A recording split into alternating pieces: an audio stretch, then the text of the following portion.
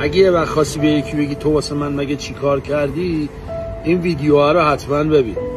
چند رو پیش رو موتور بودم، این دستکشا هم دستم بود، اینا از این کامواست دیگه، باد و آب و اینا ازش رد میشه. بعد تلفنم زنگ خورد، خب نمیتونستم این چی میگن سبزه رو بزنم که وصل بشه.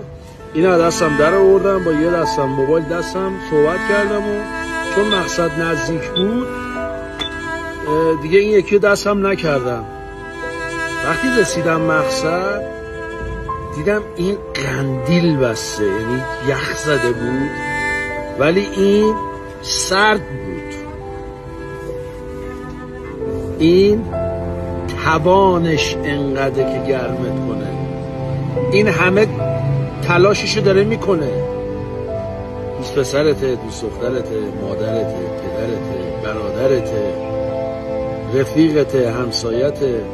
یه وقت میبینی همه تلاششو داره میکنه، دلخواه تو نیست ولی داره تلاششو میکنه. یه ذره معرفت داشته باشی اون تلاشه رو ببینی.